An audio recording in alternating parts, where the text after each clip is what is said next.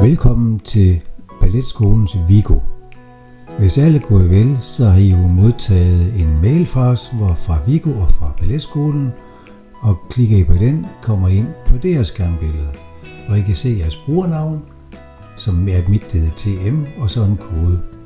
Klikker man på linket, det grønne link, så kommer man videre ind i systemet, og der tester I så jeres brugernavn og jeres kode ind.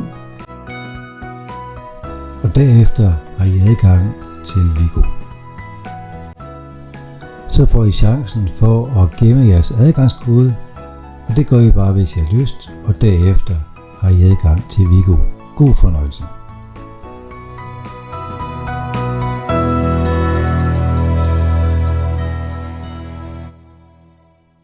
Så er vi jo kommet ind på selve Vigo, og heroppe til højre i hjørnet skal vi lige starte med at kigge. Det er vores profil, og den hedder jo testmor i mit tilfælde her, og vi skal lige ind og tjekke vores konto. Kontoen består af de oplysninger, I har givet os, så dem tjekker vi lige af, om de skulle være i orden. Så tænker jeg måske, det der billede der, det kunne godt være en lille smule anderledes. Så jeg går bare ned og siger, at jeg finder lige mere vellignende billede end det der.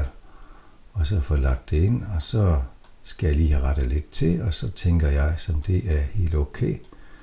Og vi siger gem. Når vi så står herinde, så har vi også muligheden for at finde en anden adgangskode. Heroppe der skriver I den kode, I har fået tildelt af os sådan helt automatisk. Der skal jeg så lige skrive noget andet. Og så vil jeg så lave en ny kode, og den kunne jo være, det er jo så til testmor, og den kunne jo så være Simba 2025. Og den er stærk, og den kan jeg så bruge i gentag.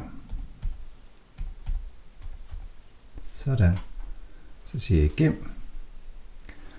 Og så kommer det herover til højre, kommer der så en ny en, hvor der står, vil du opdatere din adgangskode. Det er det, vi lige har gjort tidligere, og det kan vi så gøre igen. Og så sige, ja, det vil jeg faktisk gerne, fordi nu står der så pludselig Simba 2025 derovre. Så koden den er godkendt, og det skulle gerne være i orden.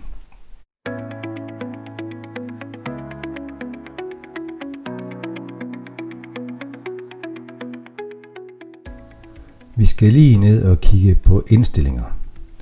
Og der kan du vælge, om du vil have en notifikation, når der sker noget her på Vigo. Så kan du vælge at se, om du vil have en besked, når der kommer noget på opslagstavlen. Og der kan du vælge enten at få en notifikation, eller en e-mail, eller begge dele. Det bliver nok lidt voldsomt, så jeg vælger bare notifikationer. Så vil jeg jo gerne have en notifikation, når der er nogle nye begivenheder, som jeg skal deltage i, og hvis der kommer ændringer. Mit barn har jeg ikke fået præsenteret for jer. Han hedder jo Testersen, og Test, ham vil jeg jo gerne følge lidt, så hvis der er noget med fravær for ham, så vil jeg gerne have en notifikation. Det er faktisk så vigtigt for mig, så jeg vil egentlig også godt have en e-mail, når han er fraværende. Og så vil jeg selvfølgelig gerne have beskeder, når der kommer nogle beskeder. Til sidst så kan I se, at vi har noget, der hedder rum. Og hvilke rum er jeg med i her? Jeg er med i disse to her. I kan se, at mit barn hedder Testersen, og han går i 0. klasse. Og de her to rum er han med i. Og rummene skal jeg nok vende tilbage til. De sidste to rubrikker heroppe, dem lader vi bare være. I det hele taget er det jo rigtig mange faciliteter her i Vigo, og jeg vil ikke præsentere dem alle sammen for jer, men kun tage de væsentligste. Når vi så begynder at bruge nogle af de andre, så skal vi nok vende tilbage og præsentere dem og give jer en brugsvejledning. Så er vi faktisk færdige med den rubrik heroppe, og det er så også her, man logger ud fra Vigo. Forlader man så den og går videre til næste, så er der spørgsmålstegn, og der kan man gå ind og få alverdens brugsvejledninger herover under Vigo. Og god fornøjelse med det. Jeg vil nok anbefale jer at springe over det, men spørge på skolen i stedet for. Klokken viser, at der er kommet notifikationer. Den vil, hvis der er kommet dem, så vil der være en rød mærke, ligesom her under kuverten. Og der står så, at der har været 2 forskellige opslag her på opslagstavlen. Opslagstavlen, den har vi her forneden, og der kan I se, at Birte har været inde og lægge et link til køb af billetter til forestillingen i april. Og klikker man på linket her, så kommer man direkte over i Musikteatret, og der ser vi så at gå ind og købe billetter. Bestemt.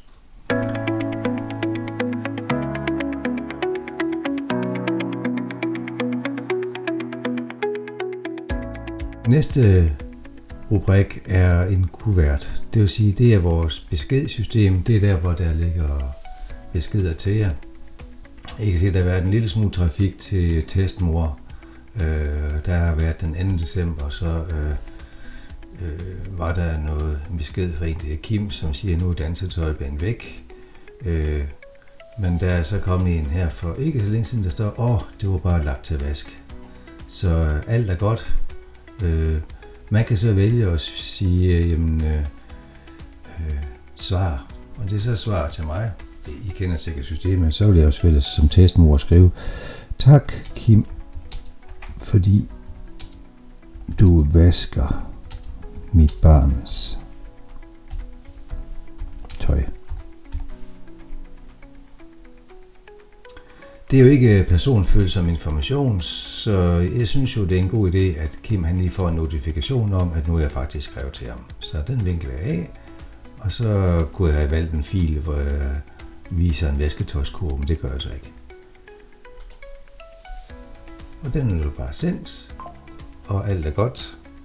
Og jeg kunne høre på min telefon, at pling, der var lige en notifikation, jeg har fået en besked inde på Vigo.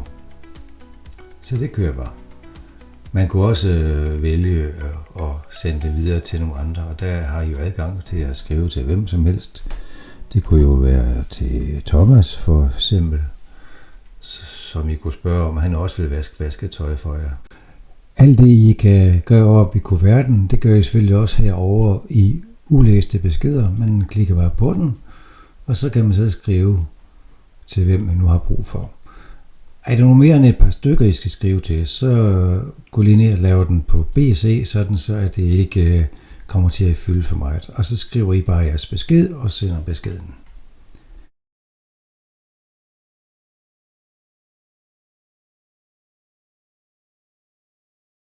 Når man kommer ind på Intra, så er det første, I måske får øje på, det er jo det, der hedder dine relationer. Og mine relationer i den her sammenhæng er jo Testensen, min søn, som går i 0. klasse.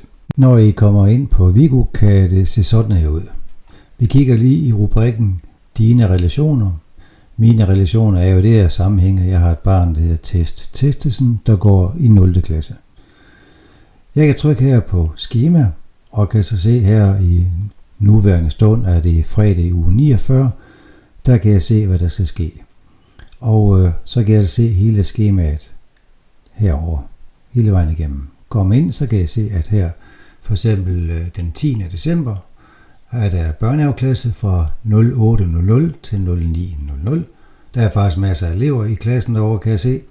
Og jeg kan se, at det er Hanne, der har undervisningen. Og den foregår i klasselokale Nini Thailand, som er deres klasselokale. Næste rubrik hedder fravær.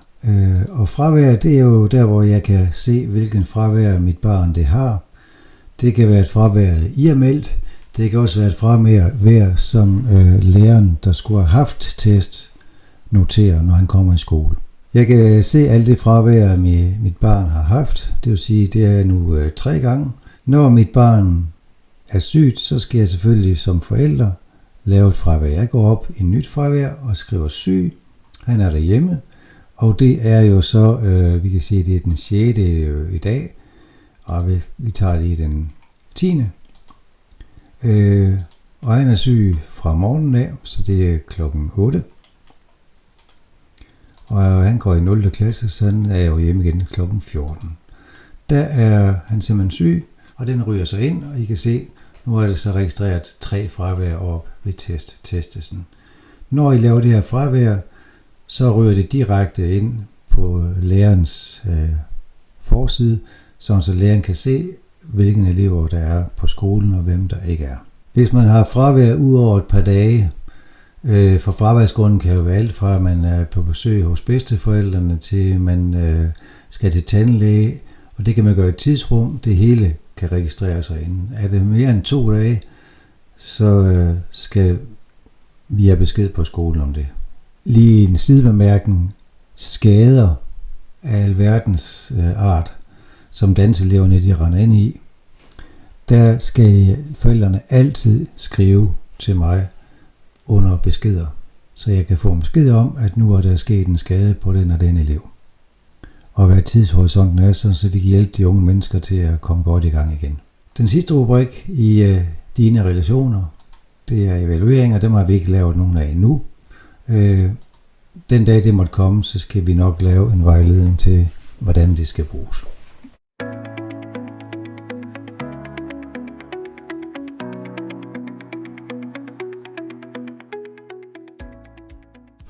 Kigger vi på den venstre side af Viggo, så vil det godt kunne se sådan her ud. Hvis I har brug for lidt mere tekst, så klikker I bare på pilen længst op til venstre i hjørnet, så får I hele beskrivelsen af, hvad der er inde i felterne.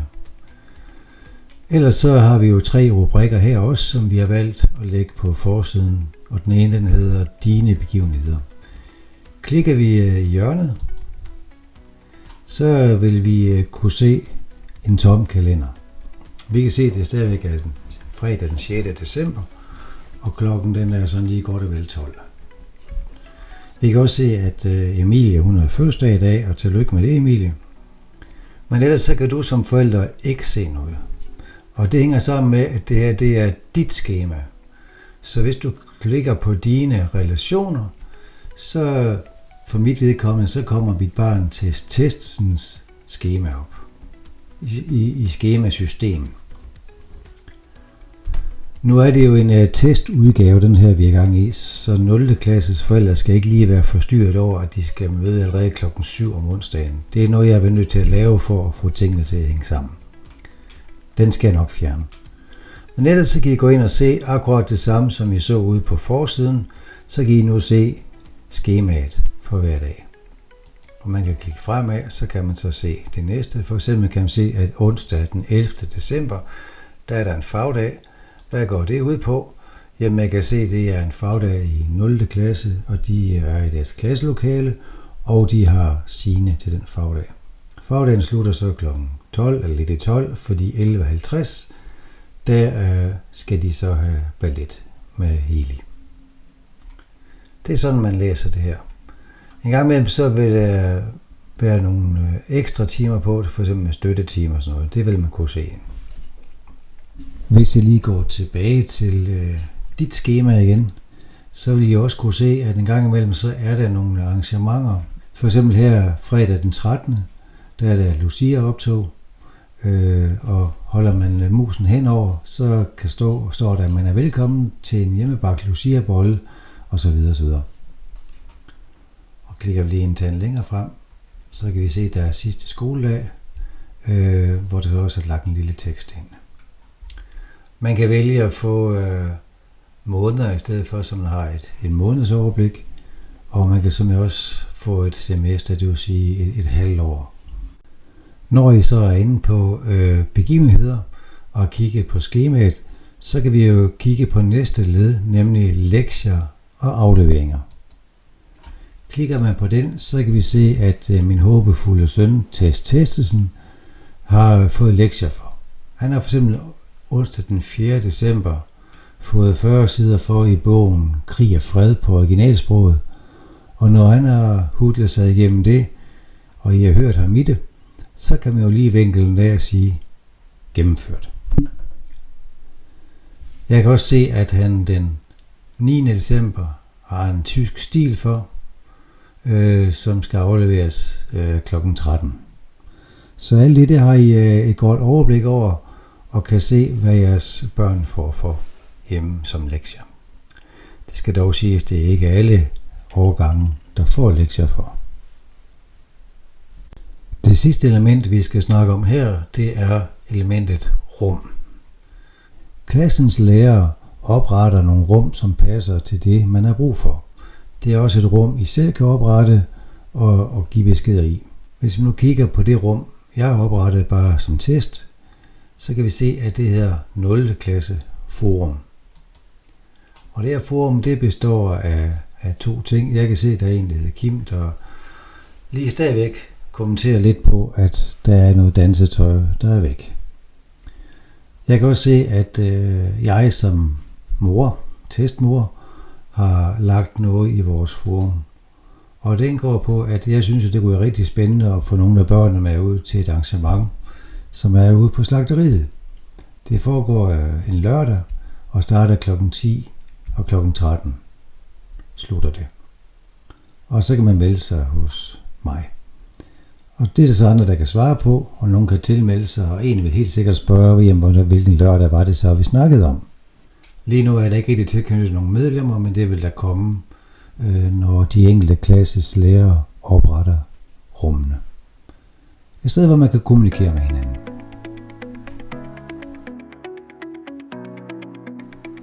Så er det kun tilbage at sige god arbejdslyst og god fornøjelse med ham her Viggo. Vi asfalterer jo, mens vi kører, så lad os lige bære lidt over med hinanden en gang imellem, når vi ikke helt kan finde ud af at trykke på de rigtige knapper. God arbejdslyst.